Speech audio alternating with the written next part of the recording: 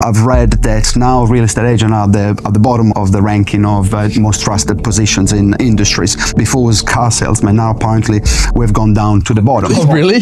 Now, prices in Auckland have dropped over 20%. It's not an opinion. I know different parts of Auckland, but as a whole, the fact is it's over 20%. 2025, what's going to happen next year? And what advice would you give to people who are considering a buy or a sell right now? I love my bad food, but now that I've done this, I've realized that actually just having the food that we normally eat, I'm not trying to be there, it's like living life with a handbrake on. You're literally tired, draggy, your stomach, You're right. Versus cleanless, leanless, optimal focus drive. You can work, you can feel amazing, and you're giving your staff and your clients the best service. Ladies and gentlemen, you've tuned into HomeRun, where we give you the tips on how to get your energy back.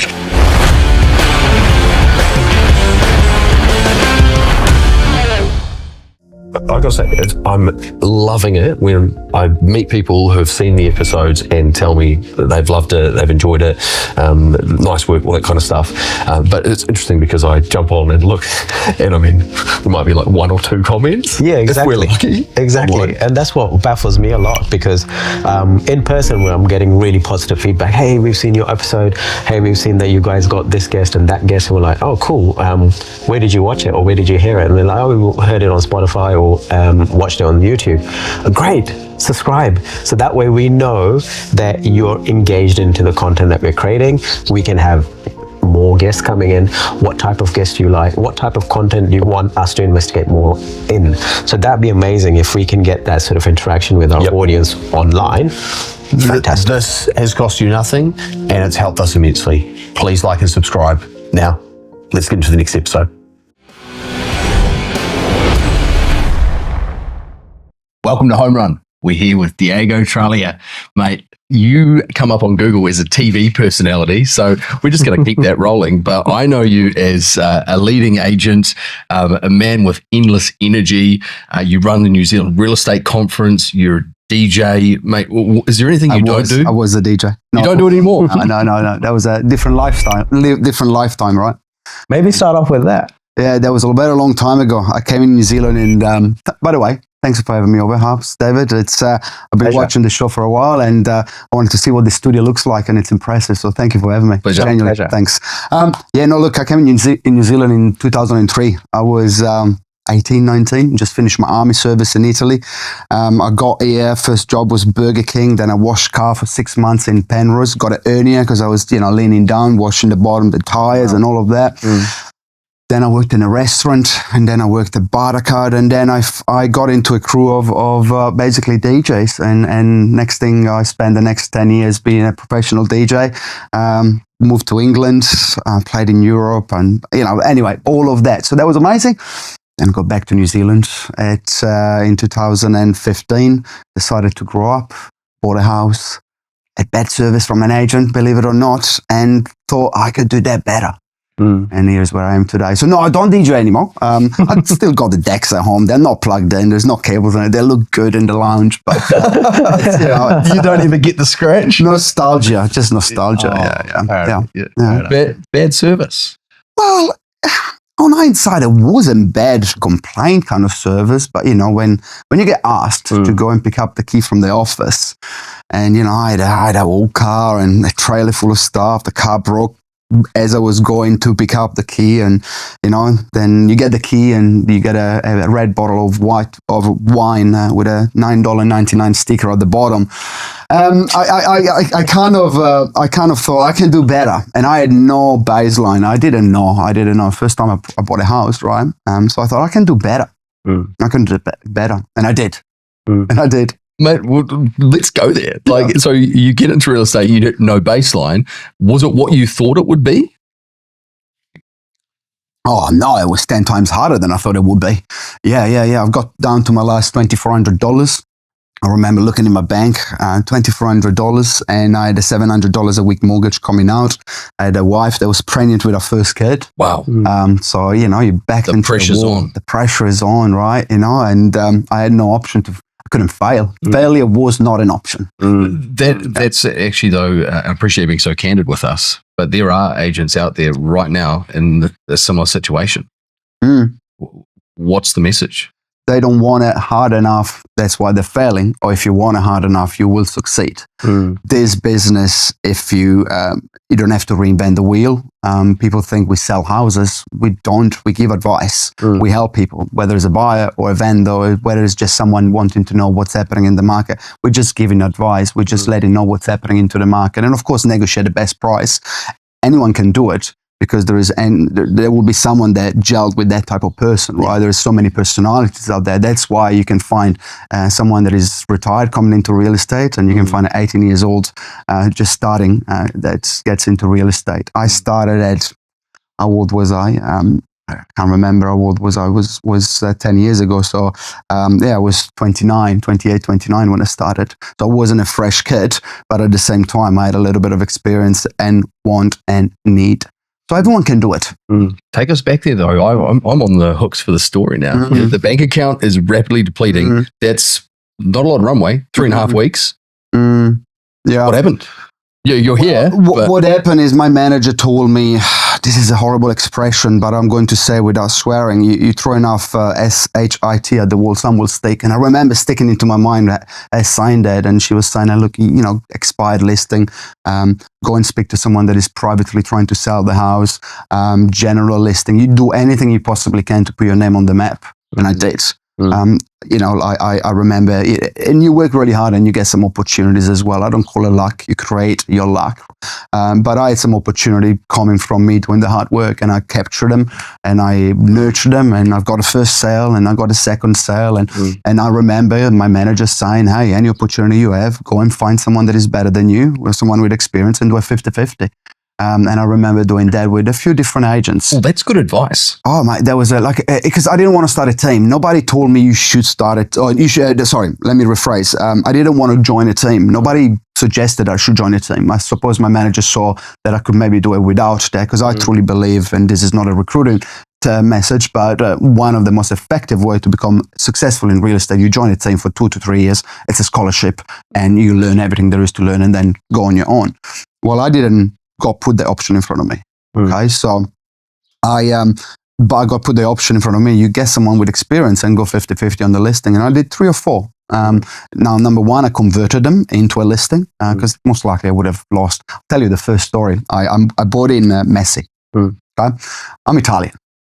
I don't know what Messi is. I was living on the North Shore with my girlfriend at the time, which is now my wife, and I joined, and I was working in the Messi office, and the only person I knew in Messi was looking to sell the house. Hey, hope you're enjoying the episode so far. Quick interruption and request. Please like and subscribe, and don't be too Kiwi about it. If there's a question you've asked, or if we've done something silly, let us know in the comments, share it with a friend. Now back to the content. Exciting, right? You're like, wow, I know them. I've actually, I've been in situations, I've been in parties and I've been at dinners, and I know this person, got a listing. So that one, I went by myself. Guess what happened? He didn't list with me because I was a new agent and I never sold the property before, right? So that would have been hard. It was hard because, you jeopardize the relationship with a friend, because you really feel hated, right? Like it's a friend that's not giving you the opportunity, but I understand. Yeah. I understand. I was new. I never sold the house. And then my manager said, just take people with you. And I did. So that's how I converted the first 3 or 4 listings. And that's how I went from almost running out of money to sell. I can't remember the first year, but the second year I sold 40 homes. So that was a good year. So from first year to second year, you sold 40 homes? Yeah, the third year I sold 112. The fourth year, 316, 630. 316. So it was, let me start again. 40, 112, 112, 216, and then I got to 303 in 2021. Oh, wow. 303 to 2021. Wow. Huge numbers. I'm really interested, and I think if you're a real estate salesperson watching this, and you're actually wondering, maybe that first step, to get to 40, that is it the same process repeated to go from 40 to 116? No, completely different. So maybe can we unpack those 2 different segments? The 0 to 40. Yeah. If you could go back to Diego in the same state, you didn't have the experience. What advice would you now give to the Diego then to help you get to that 40 faster? Or would you try and leap that straight to 116? No, like when you hear those stories of someone making $2 million in the first year of real estate, I'm like, truly, that's a unicorn. Truly, that's the good respect. Like respect. I'm happy for you. But gosh, it took me a long time to actually getting to, well, it's for some people would say, well, it was very successful in the second year, but it took me a lot of work to get those 40 lists, to those 40 sales. It was relentless. There was a lot of rejections. But what I did, and this is what I would tell myself, but I did it from the very start. I listened to every single podcast that came my way, and I listened. I took note. And I remember listening to $1 Million Agent, the Tom Panos and John McGrath podcast with Troy Malcolm. Shout out to all three of them, because that podcast changed my life. I remember listening to the whole thing. And I remember going to a wedding in Vietnam. I flew Air Asia because I didn't have money. My good friend of mine. And I remember the flight time was longer than the amount of time I was spending in Vietnam, because I was flying Air Asia and it was 7 connection, but it was cheap, right?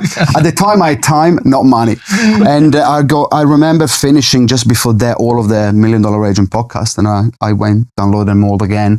I bought a big notepad, and throughout the trip, I listened to as many as I possibly could and writing down scripts and dialogues and ideas and implemented all of them. I implemented every single idea I possibly could, and I still do it to this day. If I listen to a podcast, and I go like, oh, that's brilliant. Because a lot of time, I've been doing this for 11 years, but I'm now ready for things that I wasn't ready 3 years ago. And year one, I wasn't ready for things that I would have been ready the year after, right? It's just that improvement. It sounds like you obviously, when you started, when you did, it sounds like, there's, you just grinded at it nonstop, and just took everything in your stride to be where you are today. What sort of advice would you have that for? Obviously, there's some reputable agents or seasoned agents that have been there for quite some time, and there's some new guys in the industry that are probably looking at more different ways of marketing themselves. But does it only come down to the grind itself? Like it needs to be that element that has to be the crucial ingredient per se that gets you to be successful. It's one of the main ingredients, but I think where you're looking at agents being more successful than others because they got a better intent. If you think about the next deal, the next commission, the next pay, or that monetary sort of goals, and money is important. That's one of the reasons why I joined real estate. I wanted to open doors that my life didn't have. So I'm very clear. I tell people, one of the reasons why I started was very much because I wanted a challenge that was going to give my family opportunities that I didn't have perhaps when I was a kid. And that's for me counted a lot. At the same time, when you're speaking to a buyer or potential vendor or potential buyer, if they feel that that's all you want is the money, they're not going to give you the trust that you need for them to be represented by you on the market. So it's the long game. It's giving the right advice, regardless if that advice is going to give you a sale tomorrow. That is why I became very successful very fast. I think we're going to talk about a few things today, but they all rely around trust. This industry, and I've been blessed to work in this industry for 10 years, trust is the main ingredient.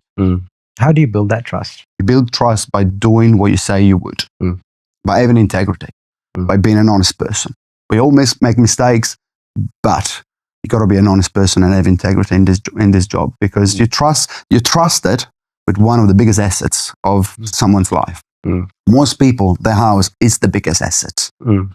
Making a decision that is a wrong decision and perhaps jeopardizing a sale, or not selling it for as much as that could be life changing, right? So, and unfortunately, and if I'm wrong about this, please correct me later on. But I've read that now real estate agents are at the bottom of the ranking of most trusted positions in industries. Before it was car salesman. Now apparently we've gone down to. Oh, really? Now. And so we're laughing about it, but it's actually sad, right? Because I'm a true advocate of you got to do the right thing, because all you have is your reputation, right? So trust is the most important thing. People can see that you're young, perhaps. People can see that you might have not experienced, but if people can see in your eyes that you're trustworthy and that you will do what you say you would, which is advertise the property for the best, possible price, right? So that you can get the best possible price for the vendors. Then that's what works best. And how do you make sure that that element of your service and level of trust is communicated the right way with the volume of sales that you're doing now to what you used to? Well, I have told you before we started, I put that on flight mode because and I tell my team that I'm unavailable for an hour. It's relentless. That's the one thing that I call it PTSD. PTSD means post, but like my phone sometimes can give me that sense of feeling of anxiety because if it gets really busy, it's really busy. Yesterday was my day off. I don't think I had an hour free. It was a busy day. We're negotiating offers. We had a few issues and, negotiating whatever. So, it's you're there, you need to be available, but it's setting a clear expectation with your clients at the very start to let them know, hey, this is what's going to happen next. That thing will happen at the time that you say you would, and you're going to let them know what you have done and whatever the thing is, right? And if you set those expectations step by step, let them know what's going to happen next, give them good advice, option, don't tell them what to do. Here's the pros and cons, here are the pros and cons. You want to go left or you want to go right? Then people trust you and trust you and trust you. That's quite important, the little piece here about how you give advice, because giving advice is risky in the sense that you don't necessarily know what the future holds, and your set of priorities may be slightly different, or you might have a slightly different thing. So I'm curious, especially given that you see that as such an important piece of what you do, and I don't disagree with you, I'm with you on this, but I'd love to hear Diego's take on how to give great advice. It's very much making people understand the data in a way. So if we're talking about real estate now, I'm assuming we're talking real estate specific, right? So because we got many hats, all of us in this industry, right? Which, what a blessing. Giving advice is very much making people understand the data that they see in front of them, because a lot of time you show them data, but what does that mean?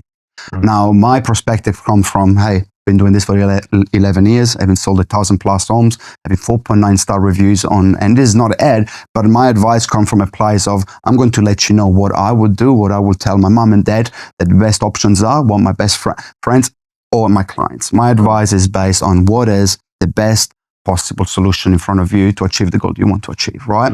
And we got A, we got B, we got C, we got many letters in the alphabet, right?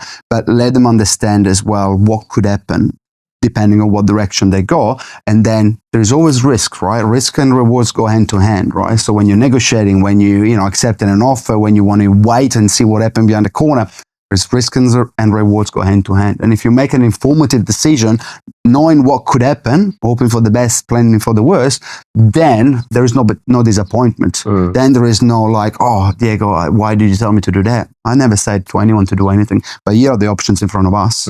Yeah. I want to talk about your energy. Yeah. You mentioned it's relentless, and also you wear many hats, and you even mentioned your day off. Yet you had to jump into the trenches.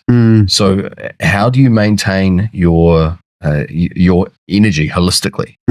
I love the word holistic. I've got a spiritual coach. I see a psychologist. I see a business coach. I see a personal trainer. I pay expert to help me to be on top of it. But really, at age of almost 42, I can tell you that I've got ADD. And that's been a huge benefit because it's been able to be on the go, 12-hour days. I've done 100-hour weeks many times, prolonged period of times. And as I've got into my 40, I've realized that it's not worth it. It's not worth it. To work worth it? It's not worth it in a sense because you get burned down. The burn down is unavailable, unavoidable. Thank you very much. It is if you're working at that intensity. So now I'm much more present. Now I can put my phone down. I can let my team that I am busy doing something, so I can give the time to the people that I am with. Like right now, I'm enjoying this. A few years ago, I would have been doing this, and as you talk, I'm thinking about something else. But now I can be much more grounded. How do I do that? I've been paying for a breath work coach, so I can do my breathing, slow down. Health and fitness is very important. I just finished a 7-week ketosis fasting window where I was eating 1 meal a day. I did a 5-day fast, a 3-day fast, a 2-day fast, mainly because I had 13 suits and I couldn't wear a single one of them because I got bigger, right? That's what it is. And in these 7 weeks, I lost my 11 kgs. But in that time as well, I was so, almost 12 actually, I was so focused. I call it the optimal focus because I was present. I was not hungry, so I was very productive, proactive. But at the same time, I did really good work in the last 7 weeks. I enjoyed it. Man, I love this. So you fit your suits again. Your energy was great. I've heard it's even better. Yeah, so yeah, of course. You've just dropped 12 kilos, mate. I never thought you were out of shape, but I got to say, you're looking great. Your energy's fantastic. So clearly, you're a fan of what you've just been through. What are the key things that you're doing? Yeah, you hear these over and over again. It sounds like such a cliche, but the one thing that I get very excited when I'm by myself is doing my sauna and ice bath. I love it. I absolutely love it. It just makes me feel so powerful in my mind for the next few hours, so concentrated and in focus that it's the dopamine level skyrocketed, goes up, it stays up for a couple of hours. So in the morning, and I do it 3 to 4 times a week. I lift my sauna. I've got a little plastic ice bath thing, which was a few grand investment, but so stoked I've got it. So blessed that I'm able to do all of that. So I start my day with that. I get up at 5:30. It's not super early, but allows me to do that before the kids get up. And now I enjoy taking my kids to the morning school routine. I love it. A few years ago, it was a task. It was a task, Hobbs. It was a task. And it shouldn't be, right, with your kids, right? Now I'm excited. I'm excited. So then I get to work at 9 o'clock. And by that point, the day started good. I'm feeling happy, and the day can only get better, right? And if it doesn't, it's already on the positive, right? Versus a lot of people, I think they go to work and they're grumpy and they're just miserable. And I find my recipe in the morning and I stick to it religiously. Yep. Religiously. Tell me about that little 7-week window. Yeah. How does that fast work? What's the benefit? What's actually going on there? I did OMAD 1 meal a day. In most days, they were my day offs. My day off, I would eat normally twice because it's social eating and it's very much social. It's interesting though, David, because as I did this, and I've done 2-3 week ketosis of fasting, every now and then. I've never done 7 weeks, and I think my body really needed it. My mind as well really needed it. There is this thing called autophagy, and I don't want to get too technical, but it's just basically when your cells get fixed, regenerate. And when you fast, after 16, 18 hours, your autophagy levels skyrocket up. And after 2 or 3 days, it basically, doctors suggested for cancer patients because it literally fixes the body from inside. So not a few digestive problems as you get into your 40 and a few inflammations here and there. And it just fixed it all. It's just a reset button, button. And the focus that you have during the day, it's great. And you realize that food, obviously, it's a big industry, like the food industry, and you get told you got to have 3 meals a day plus the snacks. Back in the days, I'm talking about when the dinosaurs were here and, cavemen, you kill an animal, you feast on it, and then it might take you 2 days to eat again, right? So your body's not designed to have gluten 3 times a day. Do you want to hit a home run in your property journey? Please like the episode, hit the subscribe button, turn on notifications, and enjoy the show. And I'm Italian. I love pizza, but at the age of 40, I became gluten intolerant, so wow, it's one of the most horrible things that happened. That must be the worst thing, is Italian. Horrible thing that oh my God. They probably hate going back to Italy now. Like it's tough, but thanks for the sympathy. I appreciate that. Good for you. But you realize you don't need to eat 3 times a day. You don't. And when you're on ketosis, it's your own fat. So you're fasting, you're not hungry, you're on focus, and you get skin, your body regenerate. So as soon as summer finishes, I'm going to get back into it and do the whole winter, and I'm going to try to do 7 days and 10 days fast in winter. Because I did 5 days, and I wish I could have done more, but because I gave myself 5 days, I was thinking about the food I was going to have the day of the 5th day, and it just spilled, camel that broke them. But I could have done more. It was strange. Because I was just feeling so good mentally, and I wasn't hungry. Just water and a bit of salt for electrolytes. Wow. Yeah. Wow. Mate, well, you've convinced me. I'm going to give it a nudge. Yeah, I think I'm going to give it a shot. Have some fun. Give it a shot over December. Yeah. No, very interesting. I've done a little bit of intermittent fasting, and when I'm like, for example, busy auction day. Yesterday I had 12 auctions, and I know what my body runs well on. So I did eat, but I had like salmon and eggs. because it's like a nice protein fat balance for me, which I run well on. Whereas if I also like, I'm trying to eat healthy and I'll have like rolled oats or those sort of things for carbs, particularly if I'm going to do gym and that sort of thing. But I stay away from those because I just know I have a real level energy with that stuff. Yeah. Or sometimes I won't eat at all. But you said you weren't hungry, but I notice like I do feel hungry. Is that something that changes, passes? Yeah, you gotta be sure that you have less than 20 to 30 grams of carbs a day. So I read all the ingredients. Like if I felt like after dinner, I love sweet stuff. So after dinner, what I would have is I will have 3 teaspoons of peanut butter because that's maybe 2 or 3 grams. But it kind of fix that. So, but everything you take, you got to look what's the carbs per carbohydrates per 100 grams, and if it's more than 4 or 5 per 100 grams, avoid that. Gotcha. So you were doing a meal once a day, but you were doing a keto diet. Yeah, I'll go to Nando's and get half a chicken. And after 2 or 3 days of doing that, my suggestion is this. You, if you want to get into ketosis, don't worry about the fasting for the first few days. Just eat as much as you want, but just steak, cheese, salad, green vegetables, chicken, that kind of stuff. And after 2 or 3 days, you're automatically getting into ketosis as long as you have less than 30 grams a day of carbs, which you would because you only have in meat, basically carnivore diet with a bit of salad. And once you're in ketosis, then you go like, okay, now I'm going to skip breakfast. And then you realize that actually you can skip lunch. And then you go like, I actually don't need dinner. But then, you ease into it. So you have a bit of bone broth, a few cups of bone broth, pickles. You can have as many pickles as you want because they got a bit of taste. And then just chicken and salad. And tahini. It's sticky. What is it? Tahini. Oh, okay. Yeah. Because it got 0 carbs. So if you feel like you want some sweet stuff, I just get on the tahini. Ladies and gentlemen, you've tuned into HomeRun, where we give you the tips on how to get your energy back. I mean, it's the Diego diet. Love it, mate. Have you made it easier for your wife for the dinner now? Like she doesn't need to worry about you.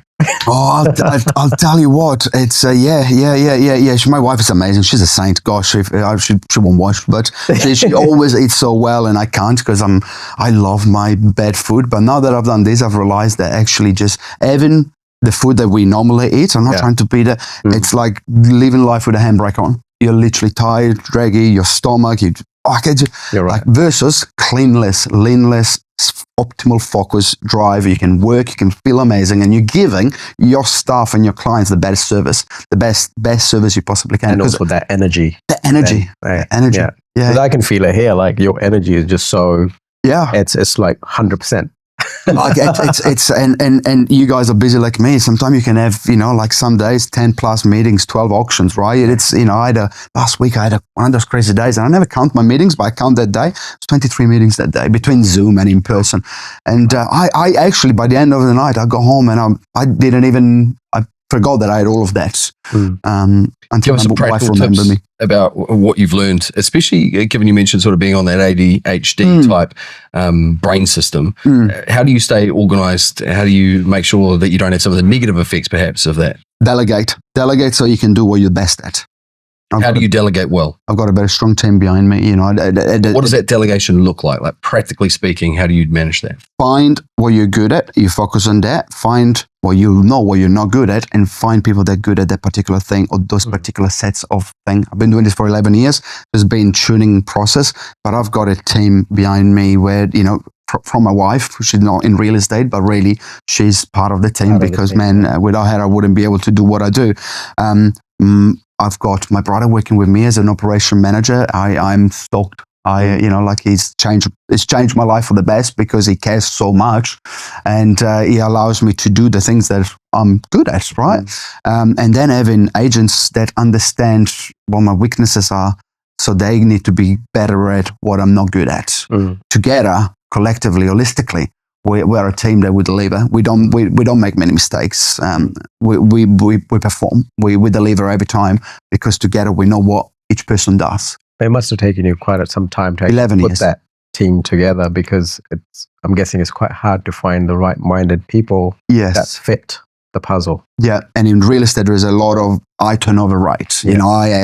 I've got a very good team now. very, very good team in terms of talent, and they're new agents and they're building up. So it's a building team.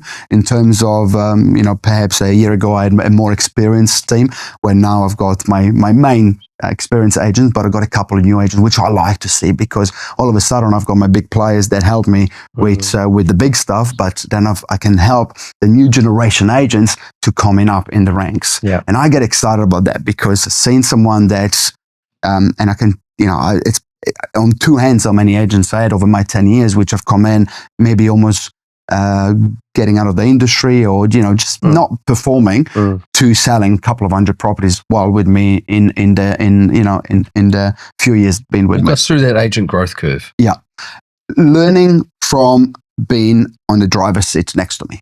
That's what it is. It's if an agent, I remember Patty, she was one of my top agents. Now she's gone back to India, and she came to me, and I remember saying that she was thinking to retire. Well, not retire, get out in the industry and get a job, right? And I was able to sort of save her back in. And by the time she went to India, just less than 3 years after, she sold just over 100 properties. Wow. In that 100 properties, we've dealt with it. You name it, we've dealt with it. And being able to be there and actually not just observe, but actually getting involved with the buyers and with the owners, because we're doing it together. We're assisting our clients together as a team effort. Again, there's some things that I'm better than them. There's some things that are better than me. Seeing that, experiencing that, and actually just having failures and having victories and successes. That's what builds your career, right? That's why, again, this is not a shout out for coming to my team and working in my team. But if you're a new agent and you're in your first year or a couple of years and you're like, and it's not working, go and join a team. Get on the tools. You'll make a little bit less, but you'll make much more. Yeah. Because You mentioned earlier, like how you said about joining a team, learning the craft 2 to 3 years or so, and then you can potentially go out on your own. Does that impact your team, or how do you keep it fluid, given that, you want to obviously keep consistent and grow, but then if you're having really good performers kind of coming in and out, does that impact your team? It doesn't. Sometime in the short run, like Evan, if a couple of people would leave at once, but it's barely happened. There's always have new agents coming in and just building the experience, so they're building the confidence. A good agent will not join. A very good agent, I'm talking a very good agent, will not stay in a team forever. Yeah, because they've got the skills to do their own thing. Now I've got a couple of agents in my team now. I know at some stage they will go into do their own thing, just like I had a few agents that now they are doing their own thing. Yeah, I'm genuinely happy when I see one of those agents then being very good at what they do in their own rights, because it worked for them being in my team, and it worked for me while they were in the team. Now, if somebody, and then, the longest I had in my team, it's 7 years, and they just recently left to do their own thing. Again, 7 years is a long time. That's a very long time. Yeah, it's a very long time. That's a good tenure in the business. That's a very long time. Yeah, yep. Correct. Yeah. Wow. You're building a little academy of your own. Well, I had a mentorship program in my team. Now I don't want brand new agent. I want someone that has got some experience. I can't tell them. I don't want to teach them that they're very, very basic. They need to have a little bit of life experience, real estate experience. Yeah. But if you got it's because those people then they can flourish much faster. Yeah. Right. Yeah. Yeah, I want to talk about the real estate conference. I actually love being part of it with you. Yes. But I think I'd love you to talk about what inspired you to do it and how you found it. I spoke at ERIC in 2020. What a privilege that was, being asked to speak at ERIC, the biggest conference in the world, in Australasia, right? 5,000 people. And the idea didn't come at that point.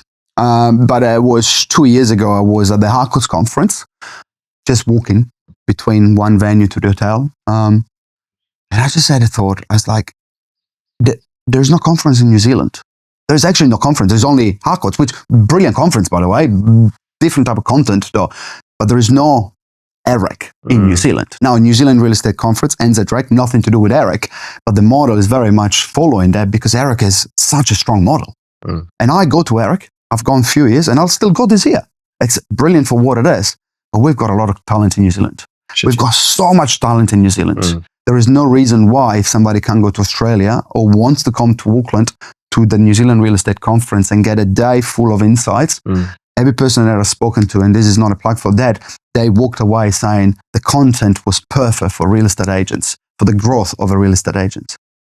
We're top agent rise. That's our motto, because you come in there to become better at what you do.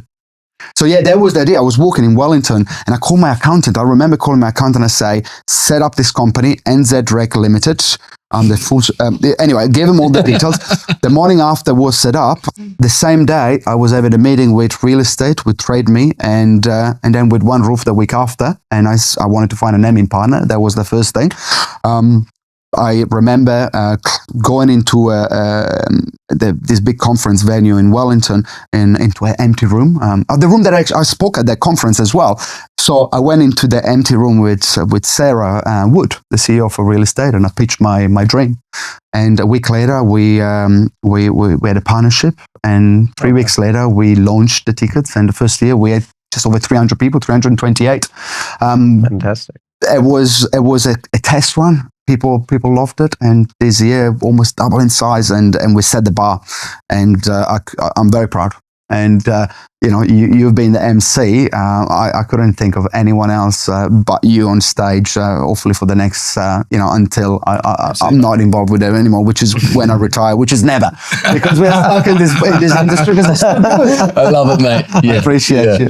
No, it's so cool. So you got to. So both of you, you'll be the MC, you'll be holding the fort. But I got to say, 60s, 70s. until we're old and grey. But the reality is, like, I was so pleased at that first one and the second as well. I mean, the second just had the production. It's epic. I mean, you go to Eric, and it's not just the speakers, it's the environment. The first year, the content was like a TED Talk. sensational, but we didn't quite have the environment. But last year, the content, but the environment, it's absolutely fantastic, man. But I think I love that kind of TED Talk sort of style. And whenever I'm talking to those speakers and the people who are going to be up there, sharing their expertise, I'm like, make sure it's full of real takeaway stuff that people can actually go and come back away where they've written screeds of notes, and they're not just the notes, but they actually do something with it to make it useful. So anyway, it's cool. I love it. No, I appreciate it. And it's this year is going to be, there were challenges last year, as you can appreciate, running a team, Diego. I have an office. I've run, I'm one of the shareholders for real estate office, and then NZ Rec, I did not expect how much work required last year. I should have, but I'm an optimist. I'm very enthusiastic. I can do it all. Because I used to be an event organizer back in my days when I was a DJ. So event is in my blood. And I've done everything myself. I had support. Yeah, definitely. Real estate concept were great. And, the ticketing people were great. But it was very much so it's, I remember having a burn down. And my burn down, I had to manage it while I was working 14-hour days, 7 days a week. So I wasn't a pure burn. I'm not here asking for sympathy, but I was tough. I was the most burned down I've ever been. And I had no option but continue until, and it was about... And what did that feel like? Horrible. Can you notice some warning signs? Yeah. What are those warning signs? Before you actually are now in the hole, what are the warning signs? You're grumpy, you're miserable, you are... sick, because what stress does for me anyway, it gave me a sickness that the doctor didn't know what it was. I got you name the test, because I was literally sick. I was sick. So I got all this, they were trying to find cancers and all of that. So they went from each angle, everywhere. They looked inside, scans. I spent so much money. Some was through insurance, some of I had to pay. They didn't know what it was. In the end, I was like, I know what it is. You're working too hard. Yeah. Crazy, isn't it? Nobody told me. Nobody told me. Yeah. So, I think this is quite an important message. I know there'll be plenty of real estate agents that tune in on, and some are like the pathway to success, like you pointed out. Yeah. You can't shy away from hard work, but there needs to be some parameters around that, and you've got to listen to some of those warning signs. As someone who's, I guess, been through that, what have you learned? What are those warning signs to avoid? And if you're in that burnt out space, how did you get out of it? Because you're back, and I'm so pleased to see you here doing well, man. I actually got out of it naturally 2 weeks before the conference. 2 weeks before the conference, everything was in place. The tickets were selling. It was happening, the conference, the day of the conference, there was no stress for me. It was so unexpected. I thought it was going to be a very stressful day. I flew to Italy the morning after the conference. I went to Italy on a 4-week. Again, that was a mistake. 'Cause I didn't. You are crazy. Yeah, that was a mistake because I didn't pack until I got home from the conference at 10 o'clock. And I was at 9 o'clock, I was at the airport checking in. Anyway, what I've learned is that you just got to ask for help and just at times just got to slow it down. Well, I suppose you turn people around you. You turn to people around you and say, hey, I need some help with that. My wife was great. But until the second week before the conference, when everything fell into place, I was in fight or flight, they say, or survival mode. I was, I was sick. I was stressed. And then once everything came into place, it just slowed down and I came back into it. And I was doing a lot of, mind and body and soul work. I was, being special, a spiritual coach, and I was doing everything what I possibly can without getting airy fairy to go like, okay, what do I need to do to ground myself? I was doing grounding. I was just on the floor breathing, doing grounding in the morning because apparently it just releases the stress. I was doing all of that. And in the end, I didn't. What are the practices that you continue with? Because it sounds to me like you try lots of things. Yeah. I mean, one of the things you've done recently, which obviously the results speak for themselves, that autophagy and the getting into ketosis. Breathing. The breathing. Yeah. Yeah. Sometimes you forgot to breathe. Well, I forgot to breathe. Sometimes it's just remember. So what do you do? 4 in, 5 out. 4 in, 5 out. I did it before we started, right? It just calms you down. It just, without getting technical, it basically relaxes you. It brings you into the moment. Yeah. Sometimes all you need is a few moments of nothing before you get to the next moment of madness. Hey, hope you're enjoying the episode so far. Quick interruption and request. Please like and subscribe, and don't be too Kiwi about it. If there's a question you've asked or if we've done something silly, let us know in the comments and share it with a friend. Now back to the content. And allows you to just kind of think a little bit more on whatever it is that you're going to act on. Or stop thinking. Yeah. Or stop thinking, because sometimes you overthink so much. And I've without sounding too spiritual it's good. I'm now realizing that it is what it is. You do your best. You do your absolute best for your family, for the business, for your team, for your client. At the end of the day, what happens. And if you've done your best, then there is no regrets. It's sometimes things don't go to plan. But do you also think that it's obviously, the status you're in today to where you were, like there's obviously a success path that you've reached to working relentlessly to where you are today. There might be other agents looking at the same thing and going, we need to work this hard to get to this point, then to realize that it's okay to do this and do that. Do you think that, like, the younger version of you, like if you were to go back and ask the younger version of you to go, calm down, it's okay, you'll still reach to where you're going to be, but you could have done it in a better way? That's a very good question, Hobbs. You asked me at the start, what would you say yourself back then? This is probably what I would tell myself. But again, you're right. What if you tell yourself, and there is maybe a little bit of a handbrake? What I did allowed me to be to where I am today. Exactly. If you're watching this, there is a side, don't compare your journey, your chapter, depending on where your chapter is compared to mine. My chapter is 11 years in real estate and multiple business ventures. Some failed, some succeeded.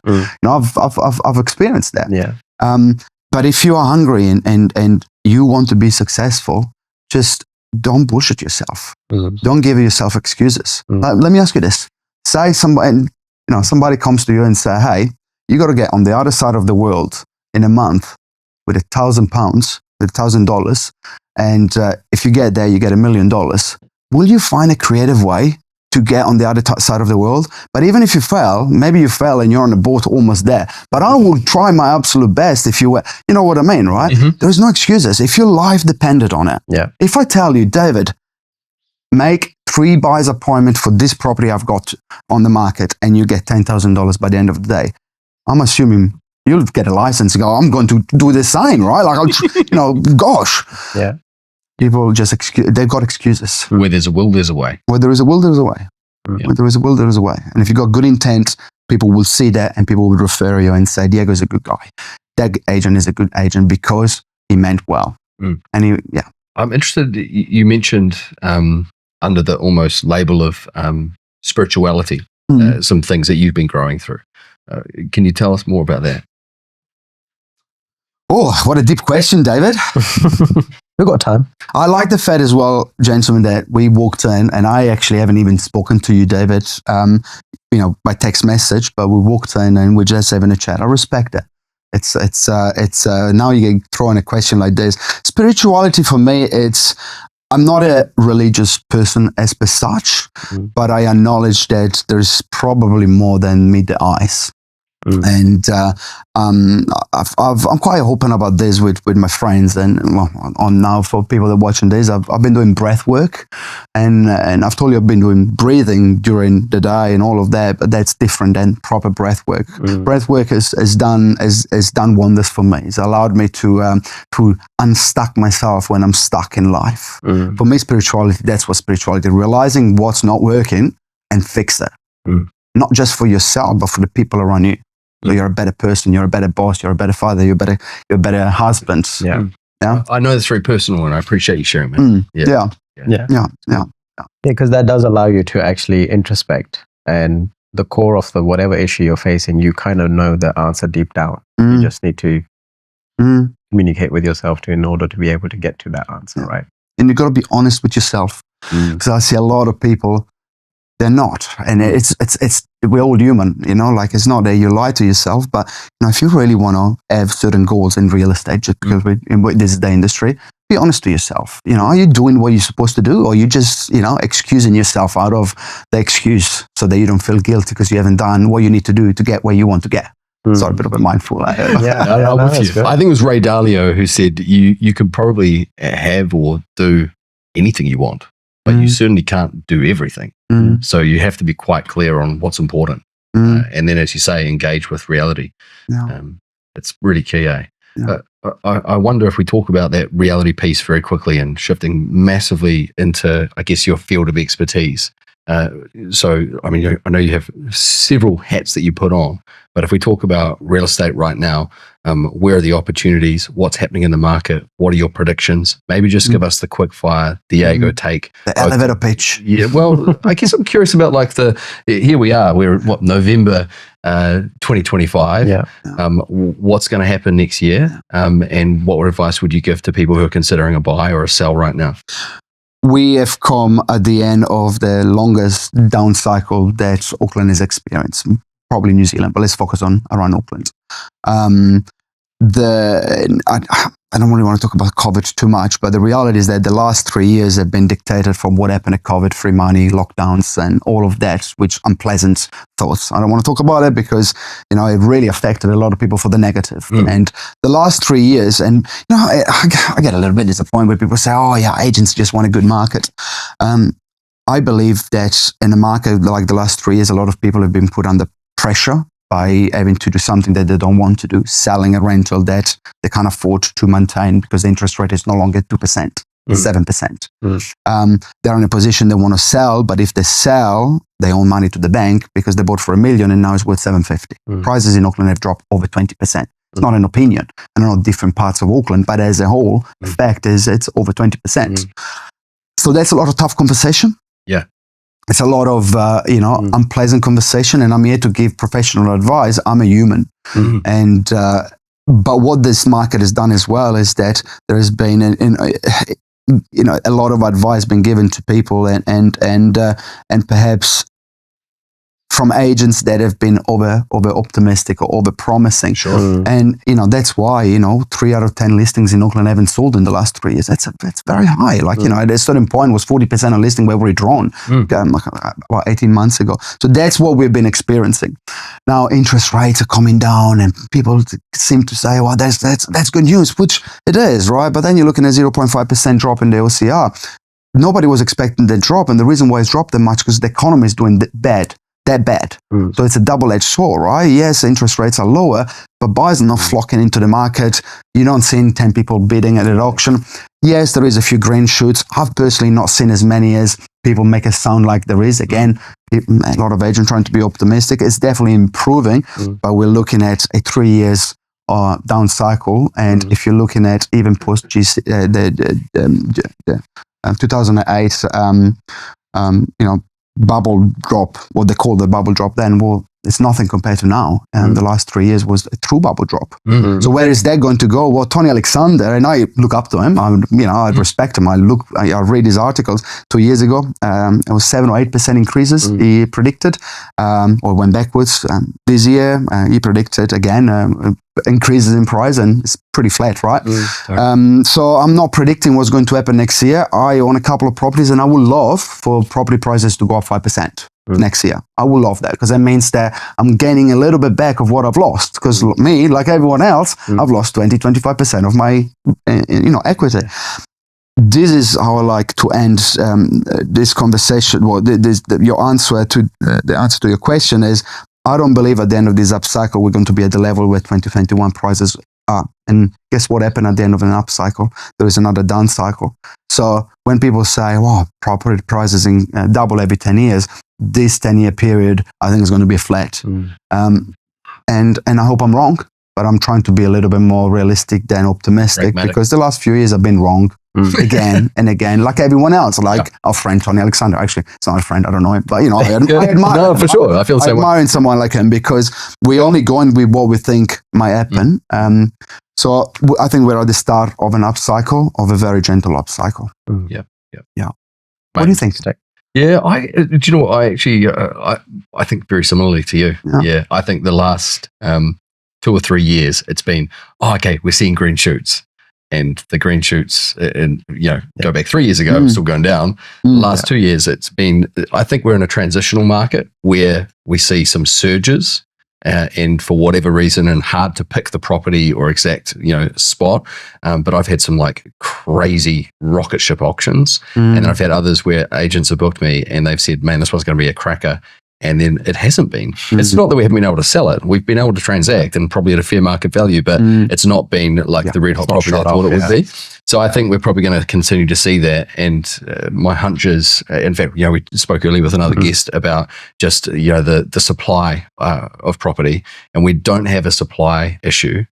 And there's definitely demand there, but it's not a shortage anymore. There's not a shortage of housing. Yes, housing might still be unaffordable, even though affordability is improving. But actually, the reality there is that the dynamics are not there to have a doubling every 10 years. So I don't think that's going to happen. I think the other aspect that you didn't mention, but is there, is the risk of inflation, whether that be true productive inflation or more stagflation, who knows? But the Reserve Bank's mandate, they have to keep the economy going, but they have to control inflation. They take the interest rates down, people buy more, inflation goes up. I can't see interest rates going down to an inflationary level where we start seeing property going crazy. And I actually think that would be terrible for New Zealand, because it's caused so much of a problem. That's one thing that I've learned in the excitement of Tom Ferry uses this expression, so not me. He calls it champagne and cocaine year 2021. I heard him saying the same. That year of the craziest market that we ever experienced. The market that you upgrade a car 3 times in a year. Not me, but that's the kind of market, right? I hope I'll never see that market again, because what it followed was not worth. It wasn't worth that. Totally, the hangover was not worth the party. Well, we're still experiencing the hangover, right? Totally. We're still experiencing it. Mate, really appreciate your perspective, your expertise. Thank you for being so open and just chatting with us, mate. It's always a pleasure. Thank you for having me. Diego. It's been a pleasure having you on board. Thank you so much for your time. And probably off camera, I'll get the tips of that diet from you. But we already got the insights. Thank you. Thanks for watching, everyone. Thank you, guys. Look, this is HomeRun Podcast, man. This is the big deal right here. Although, to be fair, you wouldn't know based on our subscriber and likes and comments. Basically non-existent, by the way, at this point. We are still at the beginning of our podcast journey. And actually, jokes aside, it would mean the world to us if you would like, subscribe, leave a comment, share it with a friend. It helps us know that we're making a difference. And to be fair, it's good for the ego. Yeah, whatever he said, make sure you do it, because that will help my ego too. Absolute muffins. He's too humble. He's too humble. Man. You must be proud of what we're doing here. I'm incredibly proud of what we're doing, but I just don't know. I've never gone into this cycle of always, I've never asked for help. Yeah, you've never needed the I'm always validation. giving. Yeah. I feel very awkward, even if someone comes to me and says, "What you've done is a great job," and I'm like, I just don't know how to receive. That's my biggest problem. Mate, let me bless you with this. You have done an incredible job with this podcast in terms of the production quality. Thank you, man. Seriously, I love watching podcasts. And do you know what? I'm a bit Kiwi. In the past, I've just been a lurker. I've listened to the content. I've enjoyed it. I've literally got a lot out of it. And they would have no knowledge. It's probably only more recently when I've actually understood the impact on creators of having that engagement, to be able to go to a sponsor, to be able to go to another guest, that having those metrics actually matter for the creators. So please, do us a favor. We're at the beginning of our podcast journey. If you'd like to help us, if the content's been useful to you in some small way, please like, subscribe, share it with a friend. It would mean the world to us. Whatever he said.